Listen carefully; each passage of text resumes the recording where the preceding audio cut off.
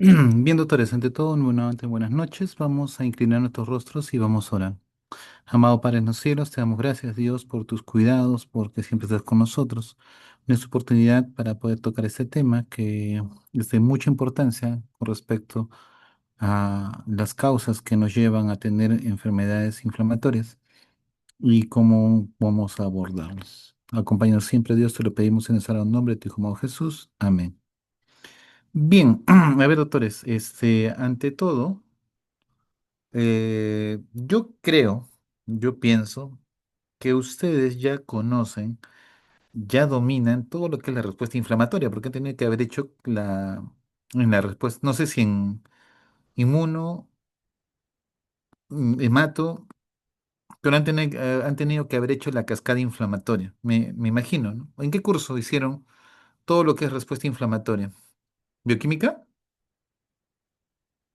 Este, ¿En cuál?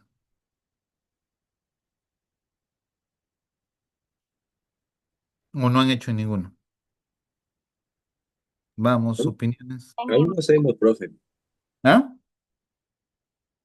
¿No han hecho? Sí, han tenido que haber hecho la cascada Creo que recién con hemato-inmune. con hemato-inmune. Ah, ya. ¿Y ustedes están llevando hemato-inmune? ¿O ya llevaron? Estamos llevando. Ah, bueno, suerte. Bien, porque justo este tema tiene que ver mucho con la respuesta inflamatoria, ¿ya? Tiene que ver mucho con esto. Entonces, hay cascadas que tienen que conocer, hay citoquinas, hay anticuerpos, y hay criterios que ustedes van a conocer. Entonces, el día de hoy vamos a entender un poquito esto, ¿sí? Bien, ¿por qué le llamamos tormenta inflamatoria? Porque en realidad, doctores, nuestro sistema inmune fue diseñado de la siguiente manera. A ustedes les da un resfriado, entre un virus, una infección de la piel, una celulitis, una neumonía, la infección que ustedes quieran, un absceso dentario, una infección urinaria, ya. Tu organismo lo va a detectar básicamente porque tenemos barreras inmunológicas, ya, tanto la parte inmunológica innata, natural, que nosotros ya tenemos, ¿no? Y la otra que es la adquirida, que vendría a ser la producción de anticuerpos en función a la detección de antígenos. Entonces, tú generas una respuesta, tú generas básicamente una defensa. Esta defensa que ustedes van a originar genera respuestas inflamatorias. Es decir, para yo agredir a esta bacteria, a este virus, a este hongo, a este parásito, yo tengo que mandar mi arsenal inflamatorio y destruirlo o encapsularlo o detenerlo. Una vez que logré destruirlo, encapsulado o detenerlo, se supone que ya, pues ya lo capturé, ya lo maté, ya me deshice de ese organismo. Mi respuesta inflamatoria tiene que volver a regresar a su estado natural y tranquilo. Eso es lo correcto, es decir, se enciende y después se apaga. Pero sucede que algunas personas, cuando generan esta tormenta inflamatoria, mataron al germen, murió el parásito, murió la bacteria, murió el, el protozoario, el hongo, quien sea, pero la tormenta inflamatoria no pasa. En pocas palabras, ya no hay agente a quien matar, pero la respuesta inflamatoria, esta tormenta inflamatoria, esta cascada de citoquinas, no pasa. Sigue ahí. Entonces, como sigue habiendo respuesta inflamatoria, se sigue inflamando la piel, se sigue inflamando, causa irritación urinaria, sigue inflamándose el pulmón. Entonces, genera otro tipo de problemas, porque este sistema inmune no se logró controlar. A esto nosotros le llamamos desregulación inflamatoria, ¿no?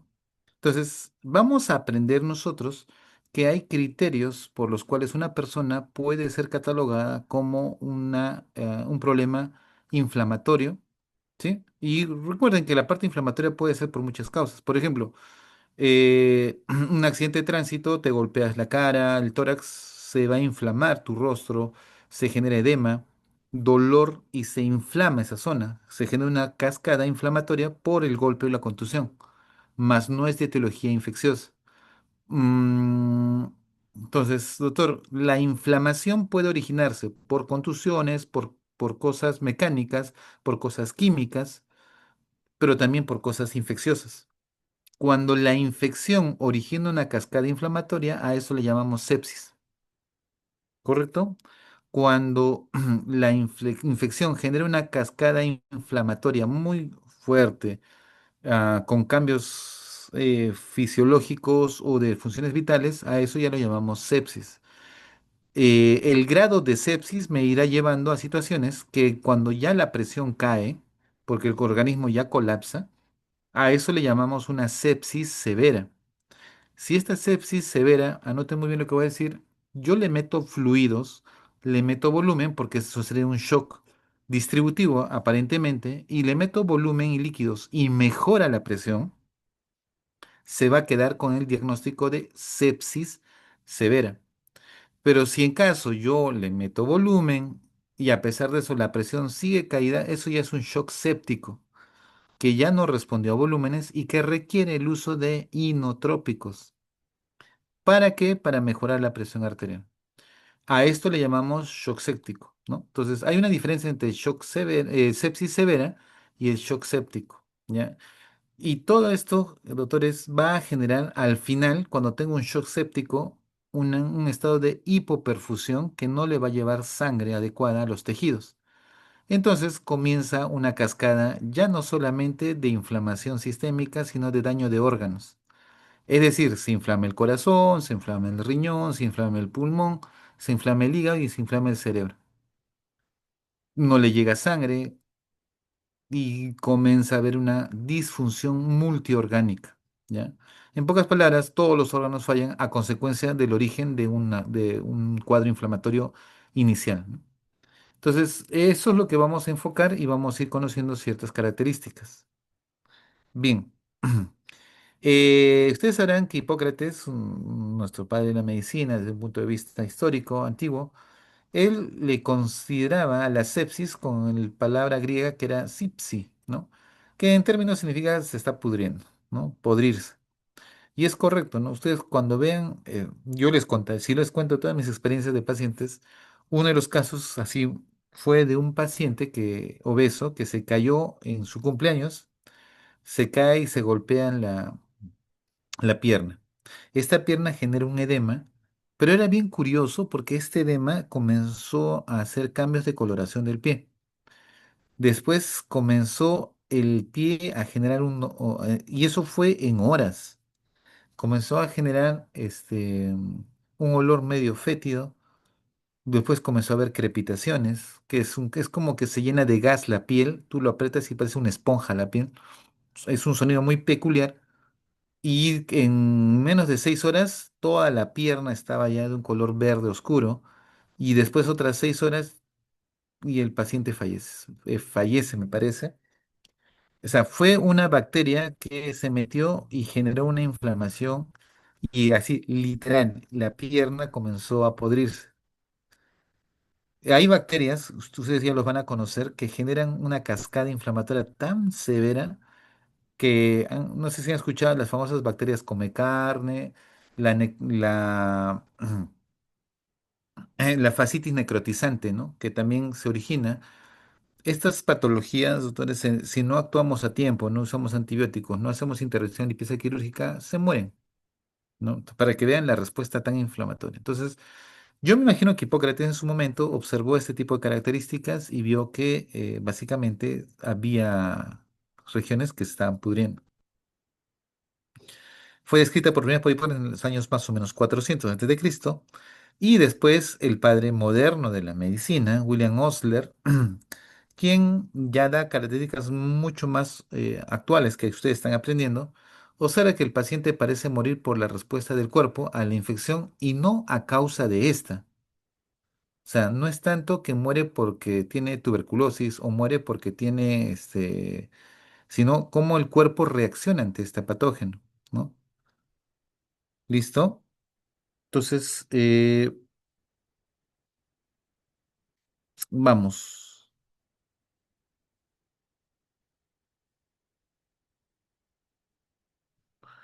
Hay una pregunta que me están haciendo, doctor. Buenas noches. ¿El paciente que mencionó mostró los síntomas al caerse o ya tuvo antecedentes? No. Parece que este paciente, no, o sea, el paciente tenía obesidad, estaba tranquilo, solamente que al caerse, probablemente sí se produjo, se raspó el pie y se generó una herida, ¿no? Y esa herida fue la puerta de ingreso para esta bacteria. Este, que comenzó a causar esta infección de forma agresiva, ¿no? Bien,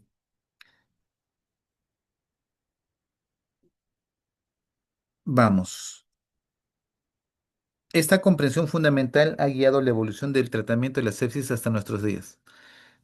Cuando ustedes les toque, y yo sé que les va a llegar el momento porque no conozco médico que no se haya enfrentado a una sepsis, doctores, actúen rápido, porque recuerden que las bacterias se reproducen rápidamente y, no sé, a veces ha pasado, ¿no? Viene el paciente, viene la emergencia, tienes dudas y dices, uy, parece que es, parece que no es. Vamos a esperar los resultados.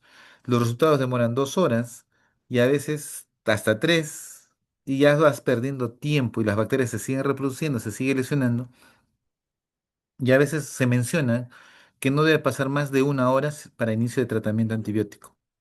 Por ejemplo, ¿no? Porque se ha visto que a más demores, su pronóstico del paciente es peor. ¿Ya? Entonces, por eso que actualmente ya actuamos mucho más rápido, ¿no? Tenemos básicamente protocolos de manejo rápido, ¿no? Bien, ahora, ha ido cambiando con el tiempo las definiciones de sepsis, ¿no? Hay un término que ustedes van a usar mucho, no porque ya lo usemos actualmente, sino que los médicos se han quedado con estos criterios, los famosos criterios del SIRS, ¿ya? Es importante que los conozcan, léanlos, conozcan, es parte de nuestro aprendizaje. ¿Por qué? Porque los criterios de SIRS era una manera muy práctica de saber quiénes tenían sepsis y quiénes no, ¿ya? Por ejemplo, los criterios de SIRS incluían, así, muy práctico, ¿ah? Temperatura. Decía que una persona que tenía sepsis, perdón, una respuesta inflamatoria, podría hacer fiebre o no. Por ejemplo, hay gente que se ha quemado, que tiene golpes, que podrían originar como respuesta de inflamación fiebre, ¿no? Más de 38, ¿no? O personas que sean hipotermia, menos de 36. Cuando encontramos un paciente que tenía fiebre o tenía hipotermia, eso era un criterio de SIRS, ¿no? Otro criterio, básicamente, era la frecuencia respiratoria. Si veíamos una persona que respiraba más de 20 respiraciones por minuto, consideramos que este paciente estaba haciendo un sobreesfuerzo metabólico, es decir, estaba tratando de ingresar más aire, ya que el cuerpo estaba reaccionando de una manera ya de falla inflamatoria. El otro era la frecuencia cardíaca. Si bien cierto taquicardia es más de 100, pero se consideraba que los pacientes que tenían frecuencias cardíacas más de 90 era un criterio más de que algo no estaba yendo bien en su cuerpo y estaba generando una respuesta compensatoria. Y ustedes saben que ya hemos ido repasando que el sistema simpático, cuando ya tengo cuadros de shock o signos de distributivo, voy a hacer taquicardia porque mi sistema va a querer compensar esa baja de presión o baja de volumen. Y otro criterio dentro del SIRS eran los glóbulos blancos, los leucocitos. Si yo tenía más de 12.000 leucocitos o menos de 4.000, se conserva como criterio de sepsis, porque hay infecciones que te pueden elevar leucocitos hasta 20.000, hasta 30.000. He tenido un caso hasta 50.000, ¿no? Pero también te causan leucopenia, ¿no? Que te bajan 3.000, 2.000, hasta 1.000 de leucocitos. Todos estos criterios que les acabo de mencionar, los usábamos mucho antiguamente como los criterios de SIRS, ¿ya? Los famosos criterios de SIRS. Entonces, y eso nos ayudaba mucho a nosotros a poder definir básicamente qué es lo que estaba pasando. Bueno, ¿qué es SIRS? Es un síndrome de respuesta inflamatoria sistémica, ¿ya? Síndrome de respuesta inflamatoria sistémica. Listo. Uno indagaba y preguntaba, a ver, ¿tú tienes SIR? Sí. ¿Qué pasa con tu paciente? Sí, doctor, está con 39, su frecuencia cardíaca está en 120. su respiración está aumentada y le hemos hecho un hemograma y sus leucocitos están en 20.000. Ok, hay una respuesta inflamatoria. Pregunta, ¿este paciente tiene un cuadro infeccioso? Ah, sí, doctor, tiene infección urinaria, tiene neumonía, tiene una diarrea, tiene una herida en el pie. Si, si el paciente tenía algún criterio de infección, o sea, nosotros decíamos, ¿tiene SIRS? Sí. ¿Tiene un cuadro infeccioso? Sí, eso es sepsis. Entonces, la combinación de un SIRS más la combinación de un foco infeccioso le daba la connotación de sepsis. Y por muchos años se manejó ese concepto, hasta que en el 2003 y el 2016 cambió mucho esto. ¿Por qué? Porque, a ver, ¿cuántos de ustedes, así sea? Bueno, el criterio de SIRS decía, si tú tienes más dos o más criterios, ya tienes SIRS. Pero había un error. Por ejemplo, yo les comento, ¿cuántos de ustedes les ha dado dolor de garganta y han hecho fiebre? Creo que muchos, ¿eh? Nos ha pasado. Te tomas la temperatura y estás en 38,5 y tu fiebre te hace que estés taquicárdico, ¿verdad? Porque estás con fiebre, ¿no? Pero tu problema es que tus amígdalas están inflamadas, están con pus. Listo. La pregunta es, pero no es que estés inestable, te tomas tu paracetamol, tu antibiótico y no te voy a hospitalizar, no te voy a poner, y no es que estés en sepsis, solamente es una reacción de tu cuerpo a la fiebre. Te tomo el hemograma y está normal, tu frecuencia respiratoria está normal. Entonces, había ciertos criterios que podrían sobredimensionar. Este paciente no tiene sepsis, solamente que está con fiebre. Le baja la fiebre y pasa todo, ¿no?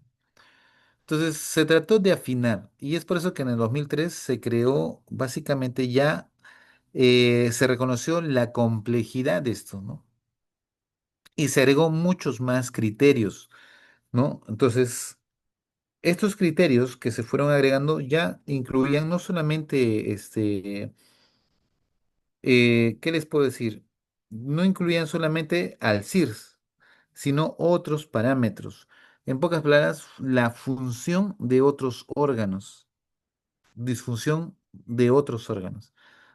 ¿Por qué? Porque se ha visto de que hay personas que ya basta que tengas una disfunción de un órgano, ya tenemos severidad, ¿no? Entonces, la sepsis no era mente sepsis, sino había sepsis leve, moderada, severa y el shock séptico que les comenté anteriormente, ¿no? Entonces, se comenzaron a añadir otros criterios, ¿no? Otros, y por ejemplo, se decía que había sepsis severa si ya fallaba algún órgano. Por ejemplo, doctor, este paciente ya no está orinando. Este paciente, doctor, he visto que su función de su hígado está alterándose. Este paciente está medio confundido. Allá había una cierta afectación neurológica. Este paciente, entonces, cada vez si había alguna afectación de algún órgano, ya se considera que era una sepsis severa. ¿Sí? Y doctor, si la presión caía y no respondía a fluidos, era un shock séptico. Ese fue el criterio que manejamos mucho en 2003. Y el 2016, ya la tercera definición de sepsis, ya fue mucho más crucial. ¿Ya? Por ejemplo, se decía todo cuadro infeccioso con falla de algún órgano específicamente. Y se incluía si estaba hipotenso, el lactato, por ejemplo, que es uno de los que ustedes van a evaluar también, y si es que requería el uso de vasopresores. Si requería el uso de vasopresor, era un shock séptico, ¿ya? Si el lactato estaba más de 4 era una sepsis severa. ¿Por qué usaron el lactato?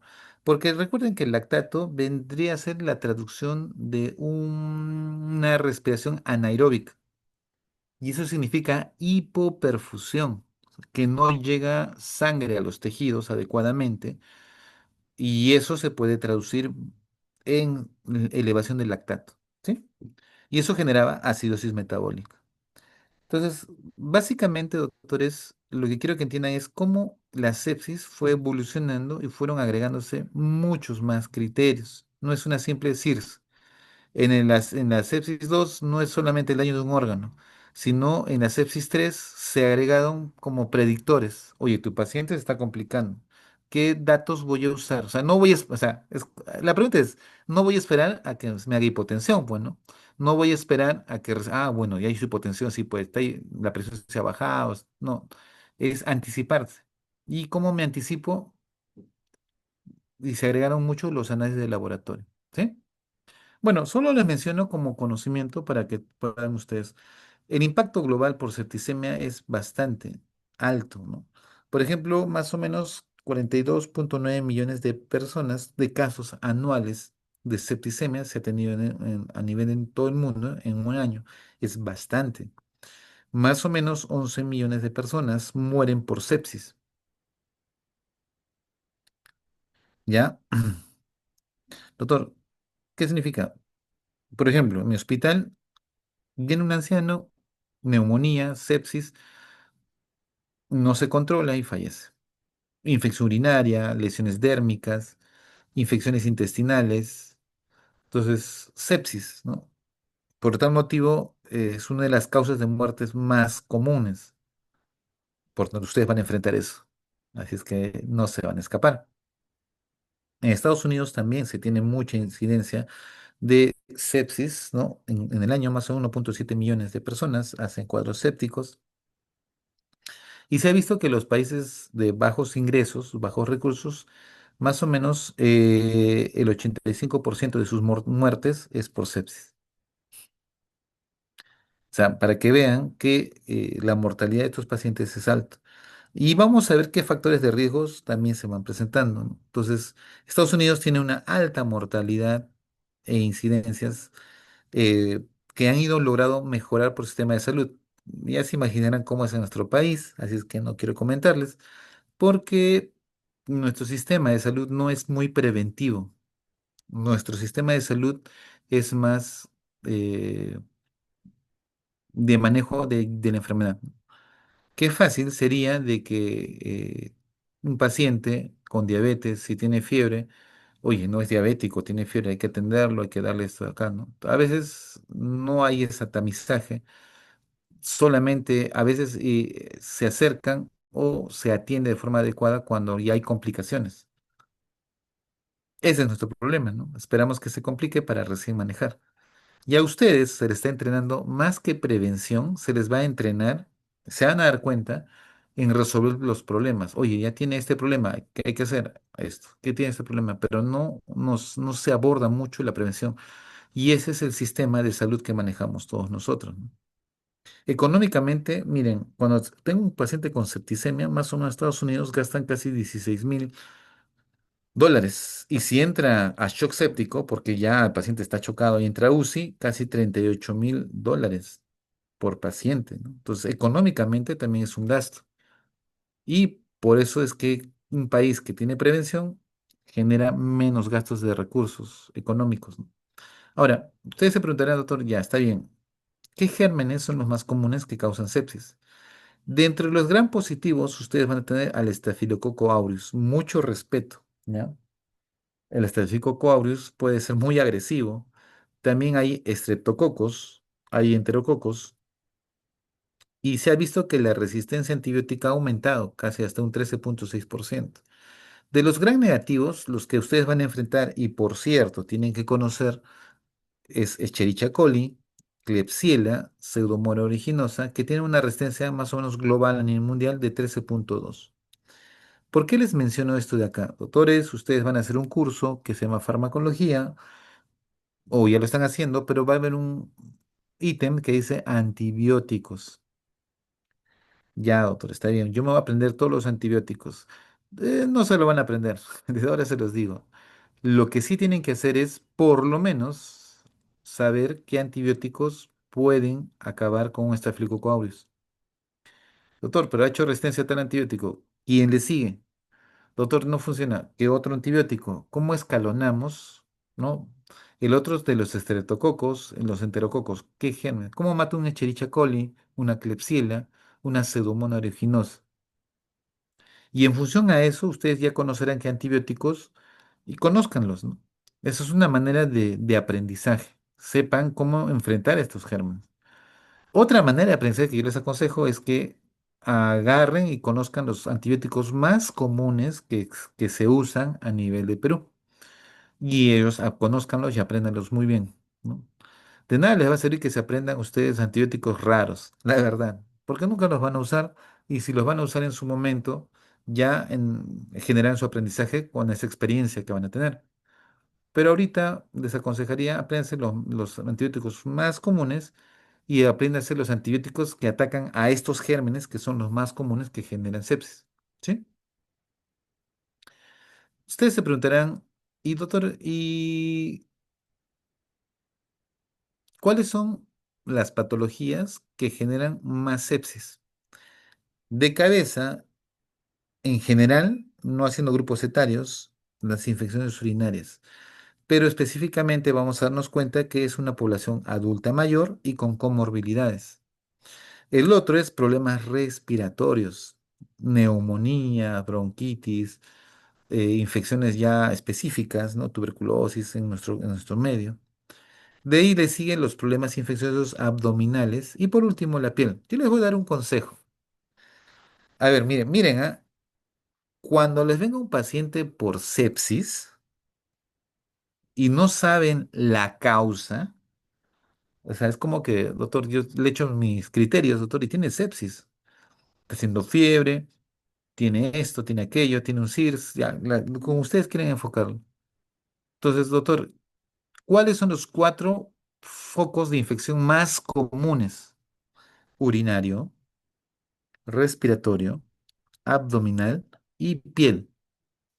Entonces tú muy prácticamente dices, genial, son los cuatro. A ver, señor, usted le arde el orinar, le duele, orina cada ratito, su orina tiene mal olor. ¿Por qué le pregunto? Porque voy a averiguar el primer foco infeccioso más común. De ahí me paso y digo, ¿tiene tos? ¿Tiene flema? ¿Está respirando más agitado? ¿Le falta el aire? ¿Sí? Estoy indagando el segundo foco más común. ¿Por casualidad usted ha tenido diarreas? ¿Usted le duele el abdomen? Por ahí no siente que el dolor se localiza ¿no? De repente en fosílica derecha y es una apendicitis, ¿no? ¿Me dejo entender? O sea, es como que voy indagando y le pregunto, ¿no se ha hecho una herida? ¿No se ha caído? ¿No se le ha inflamado una parte? ¿Tiene, no? ¿Por qué? Porque esa es la manera de interrogar. O sea, ¿cómo es que nosotros buscamos las infecciones por estos cuatro pilares básicos que deben ser? Entonces es simple, ¿no? ¿Le da dolor? No. ¿Tiene diarreas? ¿Le duele la abdomen? No. ¿Está con tos? No. ¿Alguna herida? Sí, me caí la otra vez y me hice una herida en el pie. A ver, quiero ver tu herida. Entonces, es así de simple y por favor ténganlo presente cuando hagan semio, ¿ya? Es vital lo que acabo de decirles, porque me causa gracia que cuando les hacemos el ECOE, que ustedes, por cierto, el próximo año lo van a hacer, este, les ponemos un cuadro de sepsis y no encuentran el foco, ¿no? Y no siguen estos pasos de lo más común, urinario, respiratorio, abdominal y partes blandas, ¿ya? Entonces sean así de prácticos, ¿no? Viene, doctor, estoy con fiebre. Ok, estoy con fiebre. Entonces, por si acaso en respiratorio también entran respiraciones de vías aéreas, ¿no? Superiores. No, no vaya a ser que ese paciente básicamente es un problema de garganta, no nada más, ¿no? ¿Qué factores de riesgo tienen? De hecho, que de edad avanzada es lo más común, es lo más complicado, ¿no? Una cosa es que a ustedes le dé una infección urinaria y otra cosa es que un abuelito de 82 años le dé una infección urinaria. A ustedes que les dé COVID y a un anciano que le dé COVID, ¿no? A un anciano que le dé diarrea y a ustedes tienen más resistencia, su cuerpo resiste más. Entonces, la edad avanzada es un gran factor de riesgo para que se complique una sepsis o que les dé sepsis. Los diabéticos. Doctores, los diabéticos desregulan totalmente la cascada inflamatoria y generan los obesos, los trastornos neurológicos, es decir, personas que no tienen capacidad de sostenerse neurológicamente, que han tenido un ACV o que tienen de repente secuelas neurológicas infecciosas, que tengan falla renal. que tengan cáncer o problemas hepáticos, o sean inmunosuprimidos, tengan VIH, o porque están tomando medicamentos inmunosupresores, por ejemplo, los que tienen enfermedades autoinmunes, ¿no? O vasculitis. Y el otro, que por cierto yo sí considero muy factor también de riesgo, es hospitalizaciones. Yo siempre le digo a los pacientes cuando viene el señor, sabe que lo vamos a hospitalizar a su papá, vamos a hospitalizarlo, pero eso sí, apenas ya estén bien, lo vamos a dar de alta y el tratamiento se va a continuar en casa porque el riesgo de que se contagie con otro germen es alto. Y si ha pasado, me viene el paciente con infección urinaria, entra, se los da el tratamiento, se le da de alta y a la semana me viene porque está con dificultad para respirar. ¿Qué significa eso? Que se adquirió un germen del hospital que le causó una neumonía. Vino por una infección urinaria y se llevó una neumonía de regalo. Pasa, y a eso le llamamos infecciones intrahospitalarias. Entonces, el hecho de que haya tenido una hospitalización reciente le aumenta el riesgo hasta 3 veces más, ¿ya? De adquirir una sepsis. Entonces, tenemos mucho cuidado. ¿Cuál es la patogenia de la sepsis en general? Básicamente, la sepsis va a involucrar una compleja interacción entre patógenos invasores, ¿no? Hay una respuesta inmunitaria del hospedador, o sea, nuestro cuerpo es el que genera esta respuesta. También hay una activación endotelial, alteración de la coagulación y disfunciones celulares como respuesta de inflamación. Entonces, los componentes del patógeno y las respuestas inmunológicas exageradas de nuestro cuerpo, lo que les decía, es como que ya te ataqué, pero yo sigo atacando, ¿no?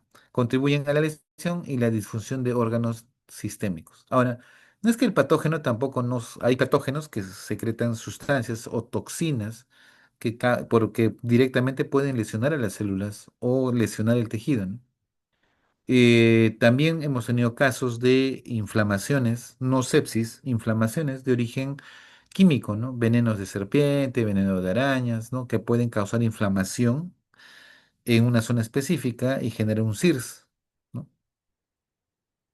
Entonces, hay patógenos que sí contribuyen. Tenemos básicamente actividades de respuesta inmunitaria, sí, dos específicos. Uno, que son los patrones moleculares relacionados con el patógeno, o sea, el agente que me está atacando, y el otro son los patrones moleculares relacionados con el daño. Doctor, ¿cómo así? A ver, póngase a pensar. Viene la bacteria, viene mi sistema inmune, lo va a destruir y, o mejor dicho, viene mi bacteria o el germen y genera el propio organismo ya genera sustancias que van a despertar una respuesta inflamatoria. Pero también el hecho de haber dañado un tejido, haber muerto alguna célula, también va a expresar una serie de sustancias que también van a despertar una respuesta inflamatoria. O sea, por eso dice, tanto el patógeno, por lo que ya produce, como el mismo daño que ya se originó, pueden generar estos patrones moleculares. Por ejemplo, ustedes saben que los lipopolisacáridos son toxinas que producen en las bacterias. Hay ciertos componentes de membrana o la pared celular que también son antígenos. El ácido nucleico del patógeno también puede actuar como un antígeno, una molécula que despierte una respuesta inflamatoria. O al cualquier parte de la bacteria puede generar una respuesta inflamatoria. A esto llamamos antígenos, ¿no?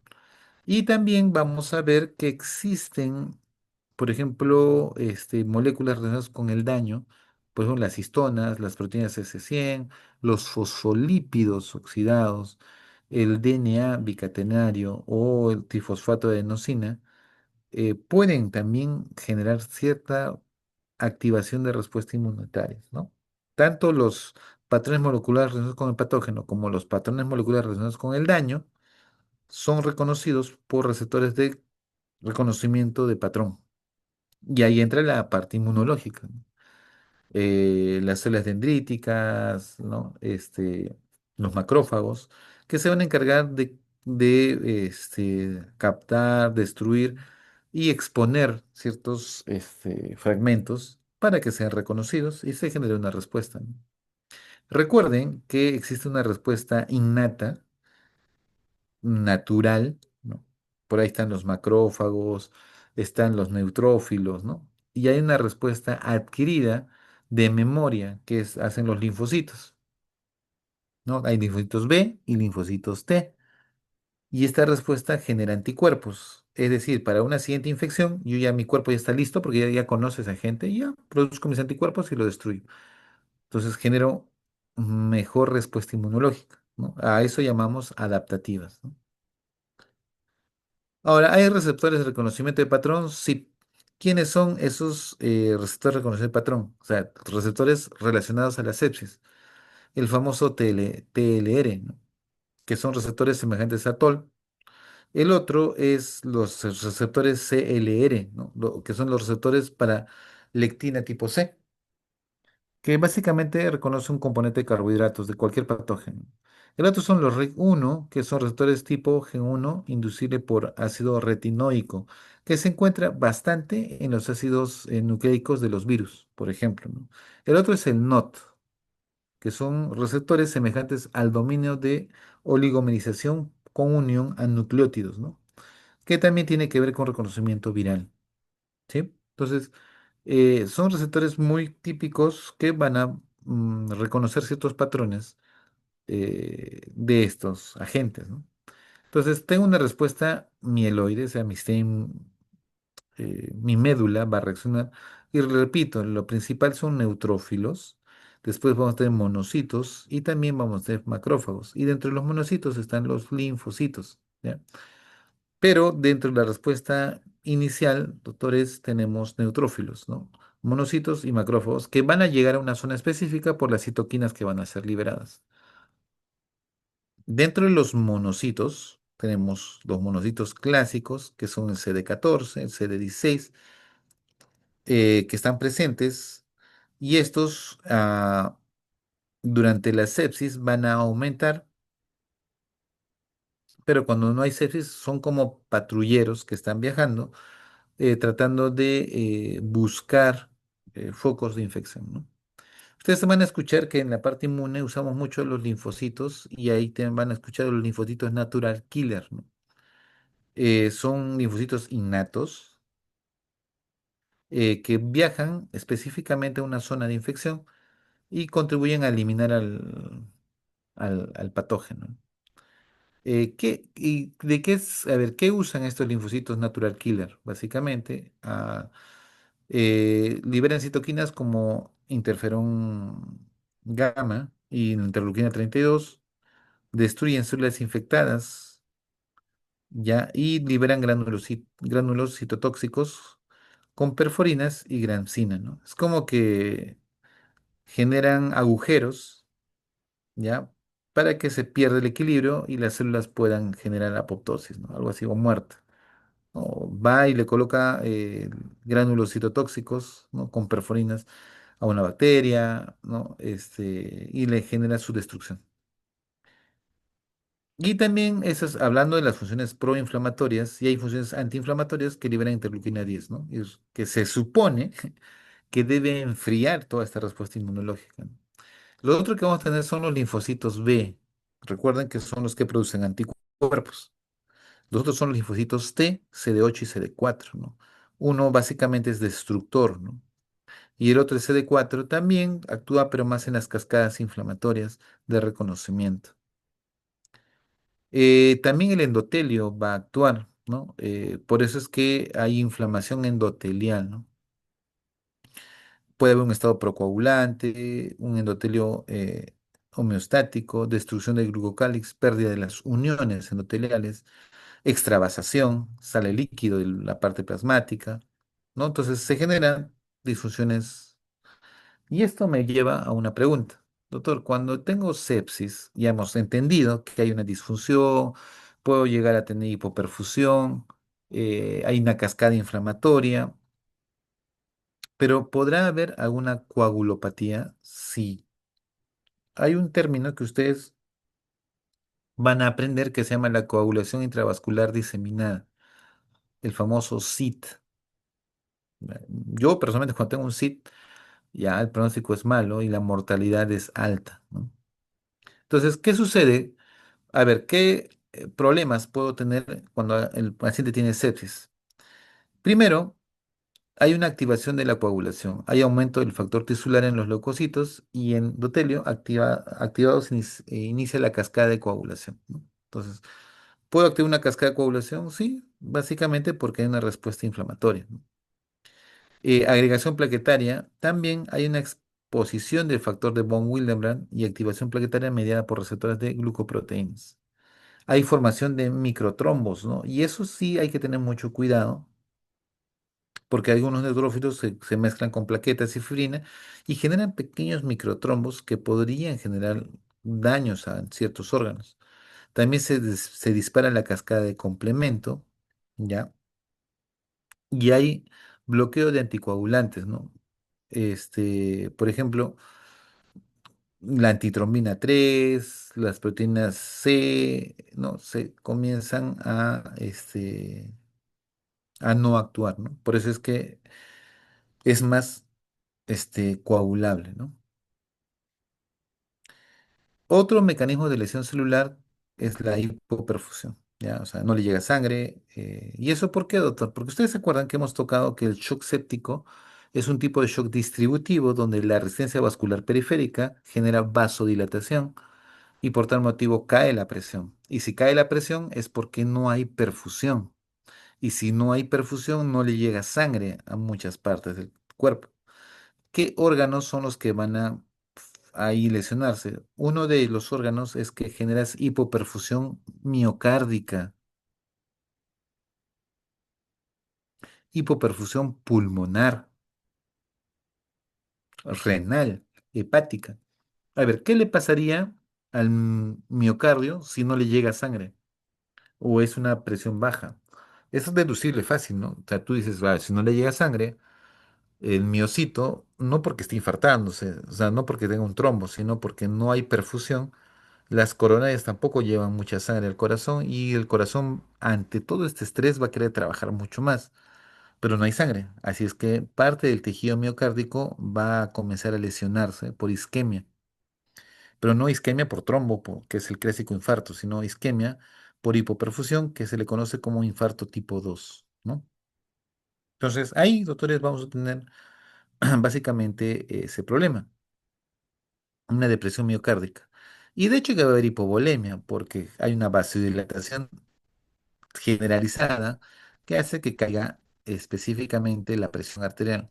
Un sinónimo de como si fuese una hipovolemia.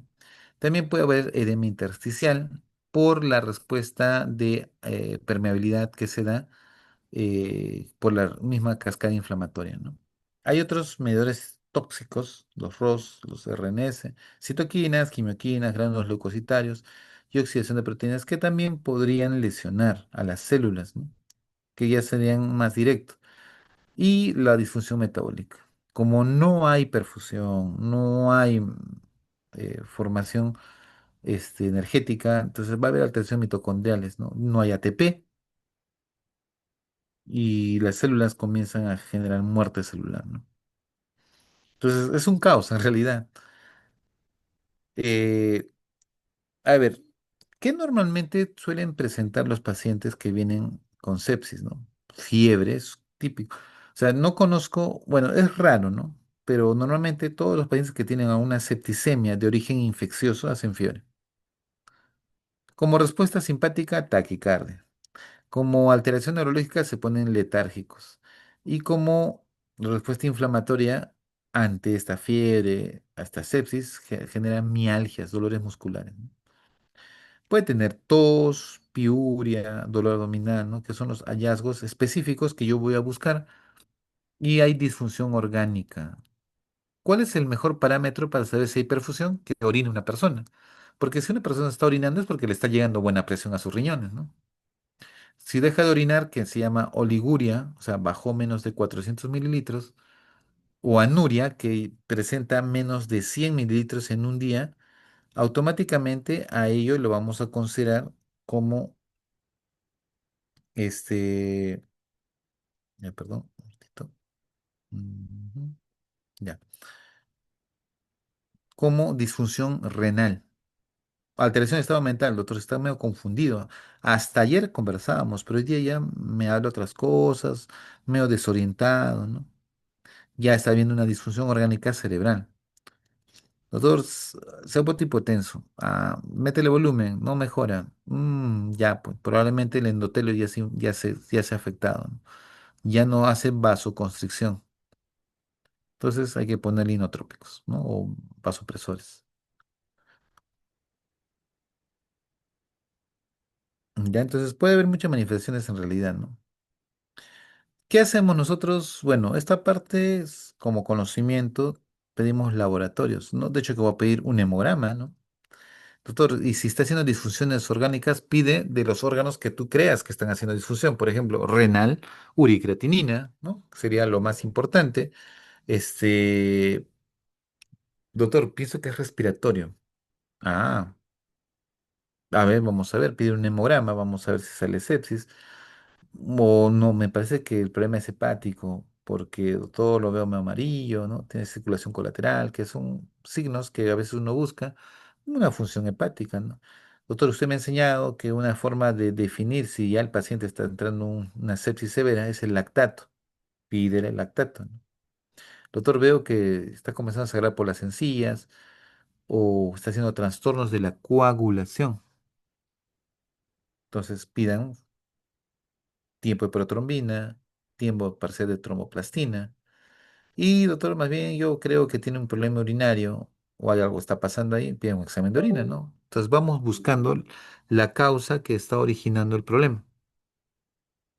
Cultivos, eso sí, o sea, no cometan el error, a ver, no cometan el error de iniciar el antibiótico sin haber cultivado, pues como que disparo, me ha pasado, ¿ah? Disparas, dice, no, sí, este antibiótico va a hacer el efecto, pasan 3 días y está igual o peor.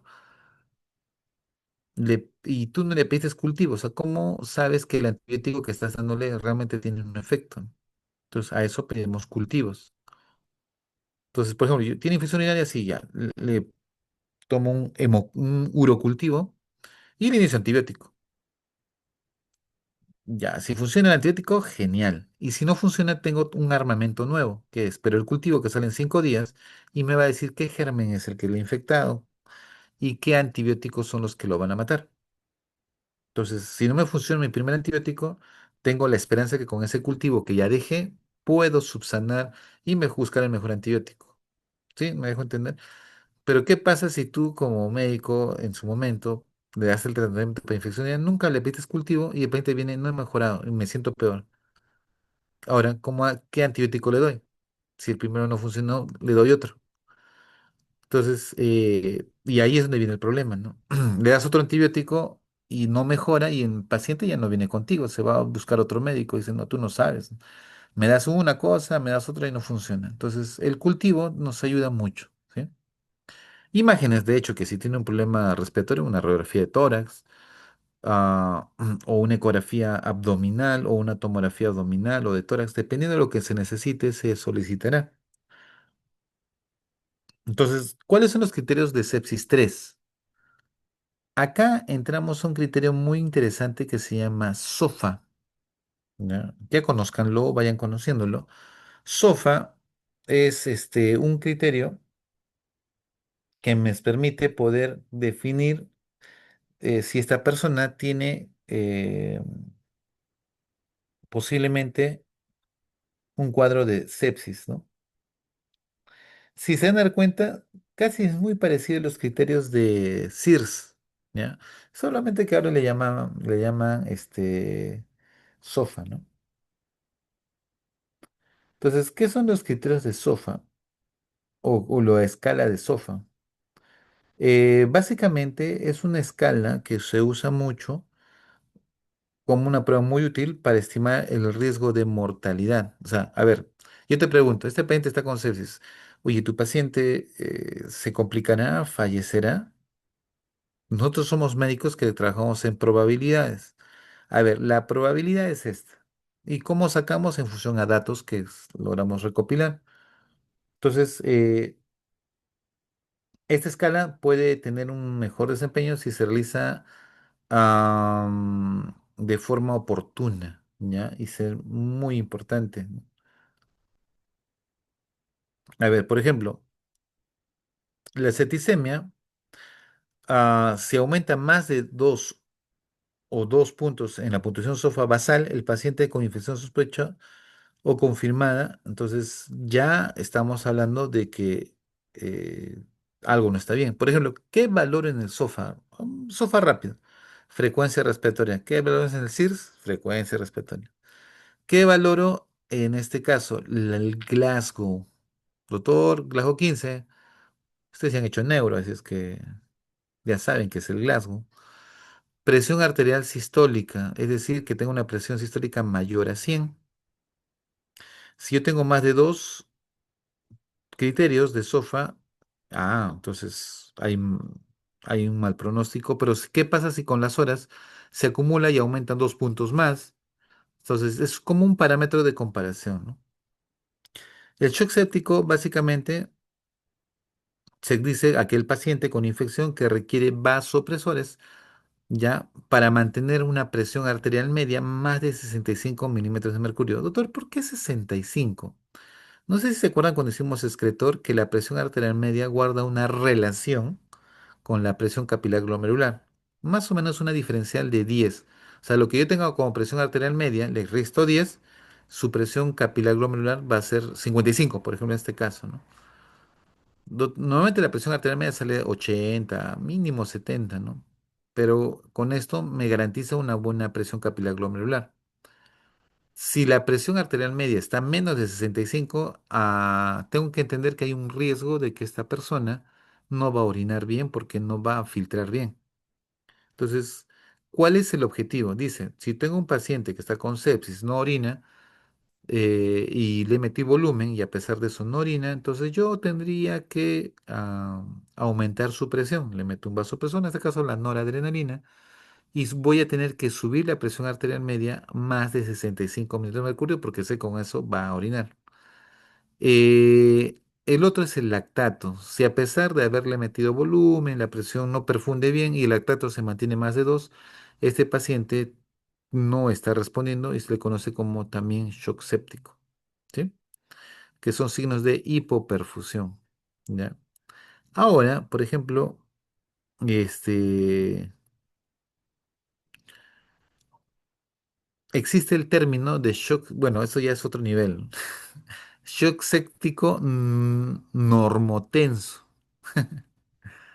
Doctor, pero ¿cómo que shock séptico normotenso?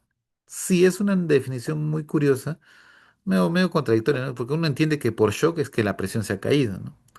Pero vamos a entender que shock, más que hablar de presión arterial, se refiere a signos de hipoperfusión. Entonces, puedo tener personas con hipoperfusión, o sea, que no le llega sangre a los tejidos, con presión normal, por si acaso, ¿no? Y eso tiene que ver mucho con el lactato. Ya, eso es un análisis un poco más profundo, pero solo lo menciono, ¿no? Bueno, el tratamiento, ya saben, eso no es parte de ustedes, pero solo quiero que sepan que el uso adecuado del antibiótico puede ayudarlos a resolver este caso. Corrijan la hipotensión que tiene con volúmenes o vasopresores. Si, a ver, ¿se acuerdan que les decía BQ, ventilación perfusión? Si comienza a haber baja perfusión renal, también va a haber baja perfusión pulmonar. Y esto te va a originar básicamente que la persona no pueda respirar. Entonces, si yo mejoro la perfusión pulmonar, el paciente respira mejor, ¿no? Hablando de que de un cuadro séptico de origen no pulmonar, ¿no? Porque si es una neumonía, de hecho que hay que darle oxígeno, ¿no? Pero si es una causa de hipoperfusión, mejoremos la perfusión. Y recuerden que estos pacientes, en su mayoría, si están en shock séptico por causa infecciosa, entran a una unidad de cuidados intensivos, ¿no? Miren cómo el uso antibiótico, miren, el aumenta entre 7 y 8% la mortalidad. O sea, por cada hora que te retrases en empezar antibiótico, el paciente aumenta, por ejemplo, no sé, me viene con una neumonía severa y yo ya sé que por neumonía en un anciano la mortalidad es alta, ¿no? Por un 30%. Eh, Me retrasé una hora o 2 horas, por cada hora súmale a 7 a 8%, ¿no? Entonces, Si ya te vino con un 40 o 30%, te demoraste 3 horas, 3 por 7 es 21, entonces póngale, a ver, ya 24%. Tenía 30 más 24 porque me demoré 3 horas, ya tiene un 54%, o sea, más de la mitad de mortalidad, ¿no? Es así. Por eso les decía, no hay que demorarse en el uso de antibióticos. ¿Ya? Si tiene un paciente con shock séptico confirmado, antes de la hora se debe dar tratamiento. Y si tengo un paciente con sepsis sin shock, ya, sin shock, tengo hasta más o menos 3 horas para dar el tratamiento, ¿sí? Porque por lo menos no hay signos de hipoperfusión, pero sí hay cuadros de sepsis. Y bueno, el antibiótico siempre tiene que ser empírico. Ya se los voy a mencionar, ¿no? Por ejemplo, las pseudomonas, ¿no? Se puede hacer ceftazidima, ceftriaxona. eh, Perdón, si es un gran negativo que no es pseudomona, ceftriaxona o cefotaxima, pero si es pseudomona, ahí entra mucho la cefepime, piperacina, tazobactam, carbapenémicos, ¿no? Como el meropenem, imipenem, ertapenem, bueno, sí, son antibióticos que se usan, ¿no? Doctor, y si es un MARSA, ¿saben, no? ¿Qué es un MARSA, no? Me imagino que en micro, que ustedes que han aprobado con notas excelentes, o todavía siguen llevando, creo. ¿Qué es un MARSA? Defínanme. ¿Alguien sabe qué es un MARSA? Staphylococcus aureus meticilin resistente. Ok, muy bien, doctora. Entonces, doctores, yo personalmente le tengo mucho respeto porque ya me ha pasado. No mueren, le metes de todo, nada. Vancomicina. A veces responden. Y si no responde, le meto el Inesolit. Y si no responde el Isonet, ya solamente hablo con la familia y digo, este paciente está sentenciado, ¿no? Es bien triste, doctores, cuando el antibiótico no hace efecto, ¿no? ¿Qué más podemos hacer? Lamentablemente, si no hay un antibiótico adecuado, no va a mejorar el paciente, ¿no? Esto es hablando básicamente en gran positivos, ¿ah? Lo que son los famosos MARS, ¿no? Más bien en lo que es las infecciones por gran negativos, hablamos de los BLE, ¿no? Normalmente hablamos de los BLE, ¿no? Entonces, ¿qué tengo que hacer? Dos cosas básicas, ¿no? Ah, Uno tiene que pensar dónde está el cuadro infeccioso. ¿Cuáles son los 4 pilares de infección? Urinario, respiratorio, abdominal y piel, ¿no? Los 4, ¿no? Entonces, uno tendrá que buscar qué voy a hacer, ¿no? Si es abdominal y si es una apendicitis, pues tendrán que ser operado, ¿no? Sacar el foco infeccioso, ¿no? Si es una infección urinaria, es una pielonefritis, pues tendré que dar antibiótico hasta que el riñón desinflame, ¿no? Si es una colangitis, infección de las vías biliares, pues tendré que dar tratamiento o tendré que intervenir quirúrgicamente, ¿no? Doctor, y si es una infección necrotizante de la piel, que es una fascitis necrotizante, estos pacientes realmente terminan siendo amputados y a veces ni con eso se recuperan y fallecen, ¿no? Entonces, bien caótico en realidad, ¿no? Entonces, a veces, si le he puesto un catéter, sondas y eso puede generar infección, también hay que sacarlo, ¿no? Hay que limpiar. Todo lo que pueda perpetuar la infección hay que limpiarlo o sacarlo, ¿no? Bueno, ya con eso terminamos. Hay complicaciones neurológicas. Sí, lamentablemente, cuando baja la presión arterial, haces hipoperfusión cerebral, ¿no? Y eso genera trastornos de conciencia. ¿Quiénes tienen eso? Más de la mitad de los pacientes escépticos, ¿no? Y más en abuelitos. Es bien curioso. Cuando un abuelito no reacciona, se pone confundido, la principal causa busca en sepsis. Viene el familiar y dice, doctor, ¿sabe qué? Mi papito, ¿no?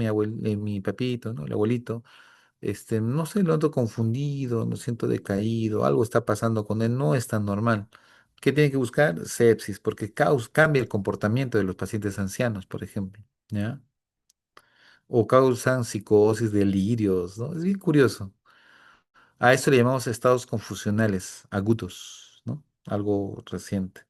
Entonces, pero hay factores que contribuyen a esto, ¿no? Hipoperfusión cerebral, alteración de la barrera hematoencefálica, ¿no? Estrés oxidativo, mediadores inflamatorios circulantes, apoptosis neuronal o glial. Y el tratamiento básicamente tiene que ser rápido, oportuno, ¿no?